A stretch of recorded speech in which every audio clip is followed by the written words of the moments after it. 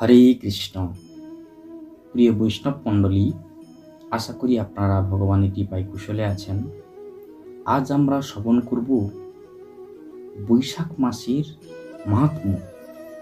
এই বৈশাখ মাসের কোন কাজগুলি করার ফলে এই 5 জন পাপ পুরুষ সমস্ত পাপ থেকে মুক্ত হলো।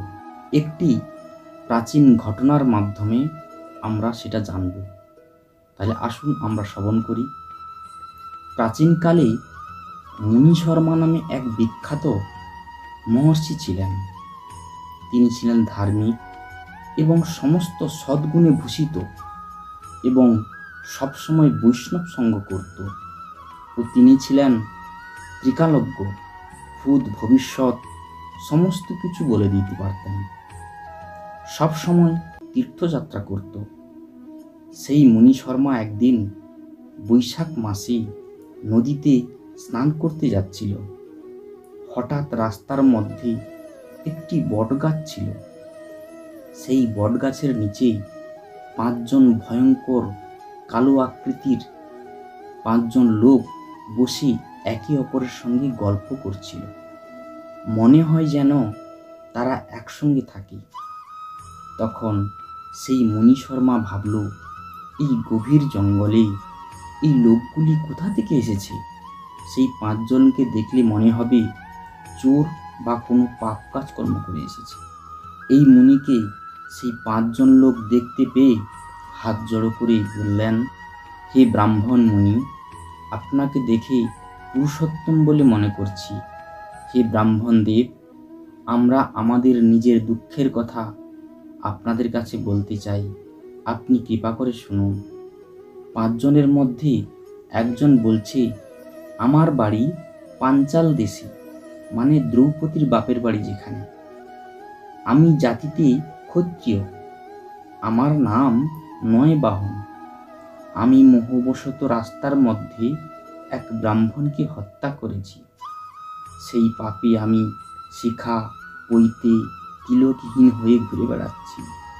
1 বছর হলো সমস্ত তীর্থে ঘুরে ঘুরে এই স্থানে উপস্থিত হয়েছি, কিন্তু ব্রহ্মহত্যা পাপ থেকে মুক্ত হতে পারলাম না।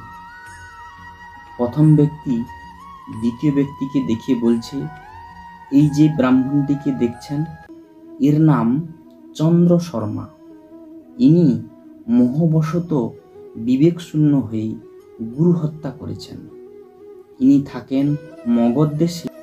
গুরু হত্যা করেছে বলে তার আত্মীয় স্বজন বর্গ তাকে ত্যাগ করেছে। সেই কারণে ইনি সমস্ত প্রকার ব্রাহ্মণের চিহ্ন ছাড়া ঘুরতে ঘুরতে এখানে এসে উপস্থিত হয়েছে এবং গুরু হত্যা পাপে দগ্ধ হয়ে দিন যাপন করছে। আর এই তৃতীয় ব্যক্তি দেখছেন না, ইনার নাম দেব শর্মা। ইনি ব্রাহ্মণ হলেও বেশ্যা সঙ্গ করত ও সুরা মদ খেত। তাই ইনার স্ত্রী ও বন্ধুবান্ধব ইনাকে ত্যাগ করেছে। এইভাবে এই ঘোর পাপ কাজ করে অনুতপ্ত হয়ে ঘুরতে ঘুরতে ইনিও এখানে এসেছেন। এই যে চতুর্থ ব্যক্তি দেখছেন, ইনার নাম হচ্ছে বিধর, জাতিতে বৈশ্য। ইনি গুরুর স্ত্রী ও ব্যভিচারিণী মায়ের সঙ্গে সহবাস করেছিল। তারপরে নিজের পাপকর্ম বুঝতে পেরে পৃথিবীতে ভ্রমণ করতে করতে এখানে উপস্থিত হয়েছে। এই যে পঞ্চম ব্যক্তি দেখছেন, ইনার নাম হচ্ছে নন্দ, জাতিতে বৈশ্য। এ পাপীদের সঙ্গ করত। তার সঙ্গে থেকে থেকে ঘোরতর সমস্ত পাপ কাজ করেছে। ইনি ধনলোভী, প্রত্যেক দিন চুরি করত এবং আত্মীয়রা একে ত্যাগ করেছে। নিজে অনুতপ্ত হয়ে ঘুরতে ঘুরতে আমাদের সঙ্গে এসে মিশেছে। এইভাবে আমরা 5 জন পাপিষ্ঠ একসঙ্গে হয়েছি। হে মুনিবর, কেউ আমাদের সম্পর্ক রাখে না। সবাই আমাদের ত্যাগ করেছে। আমাদের সঙ্গে কেউ এক আসনে বসে না, শয়ন করে না। এই দুঃখে আমরা সমস্ত তীর্থ ঘুরে বেড়াচ্ছি। কোথাও আমাদের ঘোরতর পাপের শাস্তি হয়নি। তাই আপনাকে দেখে আমাদের মনে আশার আলো সঞ্চার হয়েছে। আপনি সাধু, আপনাকে পবিত্র দর্শনে আমাদের পাপ ক্ষয় হবে। হে স্বামী, হে দয়াময়, আমাদের যাতে পাপ ক্ষয় হয় সেই উপদেশ প্রদান করুন। আমরা মোহবশত পাপ করেছি, আপনি নিশ্চয়ই আমাদের উদ্ধার করবেন। সেই দয়ার সাগর ব্রাহ্মণ মুনি শর্মা তাদের এই কথা শুনে তাদেরকে বললেন, তোমরা অজ্ঞাতবশত পাপ করেছ, তোমরা সত্যবাদী এবং অনুতপ্ত হয়েছ, তোমাদের কি দয়া করা আমার উচিত? তোমরা আমার কথা শ্রবণ করো। পুরাকালে মুনিদের এক সভা হচ্ছিল।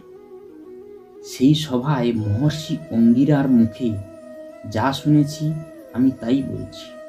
ভগবান বিষ্ণু অঙ্গিরার কাছে বলেছিলেন, ভোজনের মতো তৃপ্ত কিছু হয় না, পিতার মতো গুরু আর নেই, ব্রাহ্মণের মতো উত্তম দানপাত্র আর নেই, ভগবান কেশবের থেকে উৎকৃষ্ট দেবতা আর নেই, গোদানের থেকে বড় দান আর নেই, গায়ত্রীর সমান জপ মন্ত্র নেই, একাদশী ব্রততুল্য ব্রত নেই, স্ত্রীর সমান বন্ধু নেই, দয়ার মতো ধর্ম নেই, স্বাধীনতার ন্যায় সুখ নেই, গৃহস্থ আশ্রমের মতো আশ্রম নেই, সত্যের মতো সদাচার নেই, সন্তোষের মতো সুখ নেই।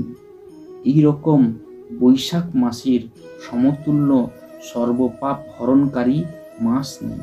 হে পাপিষ্ঠগণ, বৈশাখ মাসে একাগ্র চিত্তে হরির ধ্যান, হরিনাম জপ, গঙ্গা স্নান করে যে ব্যক্তি সে নিখিল পাপ থেকে মুক্ত হয়ে পরম গতি লাভ করে, অথবা বৈশাখ মাসে পাপ নাশিনী নর্মদা নদীতে স্নান করলে সমস্ত পাপ থেকে মুক্ত হওয়া যায়। যে পাপিষ্ঠ ব্যক্তি এই বৈশাখ মাসে গঙ্গা, যমুনা, নর্মদা এই তিনটি নদীর মধ্যে যে কোনো একটিতে স্নান করলে সেই সমস্ত পাপ থেকে মুক্ত হয়ে হরিধাম গমন করে। মুনি শর্মা বলছে যে তোমরা যখন বহু পাপ সঞ্চয় করেছ, তখন আমার সঙ্গে বৈশাখ মাসে নর্মদা নদীতে স্নান করে পাপ ভীত নিবারণ করো। সেই পঞ্চপাপিষ্ঠ মুনি শর্মার আদেশে শ্রী বৈশাখ মাসে নর্মদা নদীতে স্নান করার সঙ্গে সঙ্গে তাদের সেই কুৎসিত দেহ ত্যাগ করে সোনার মতো উজ্জ্বল দেহ লাভ করল এবং সমস্ত পাপ থেকে মুক্ত হলো। এবং মুনি শর্মা তাদেরকে পাপ প্রশমন স্তোত্র পাঠ করে শোনালেন। সবাই দেখে অবাক, কিন্তু সাধারণ মানুষ সেই 5 ব্যক্তিকে কেউ স্পর্শ করতে চাইল না, পাছে তারা পাপী হয়ে যায়। তখন ধর্মকে প্রমাণ করার জন্য মুনি শর্মা ভগবানকে অনুরোধ করলেন। তৎক্ষণাৎ আকাশবাণী হলো যে বৈশাখ মাসে প্রাতঃকালে ভগবান মুকুন্দের প্রতি ভক্তিপরায়ণ হয়ে স্নান ও পাপ প্রশমন স্তোত্র শ্রবণ করলে নিখিল পাপের প্রায়শ্চিত্ত হয়। তখন সেই ভগবানের আকাশবাণী শুনে সমস্ত মানুষরা ওই পাপমুক্ত পঞ্চপুরুষ বৈশাখ মাস মুনি শর্মার ও নর্মদা নদীর প্রশংসা করতে লাগল। বন্ধুরা, আপনারা শুনলেন যে এই 5 পুরুষ কিভাবে সমস্ত পাপ থেকে মুক্ত হলো শুধুমাত্র বৈশাখ মাসে প্রাতঃস্নান করার ফলে। আপনারাও এই বৈশাখ মাস আসছে সামনে, আপনারাও এইভাবে নদীতে স্নান করে সঞ্চিত পূর্বজন্মের এই জন্মের সমস্ত পাপ থেকে মুক্ত হন। আজকের এখানে বিশ্রাম রাখছি। ভিডিও ভালো লাগলে আপনারা অবশ্যই শেয়ার করবেন।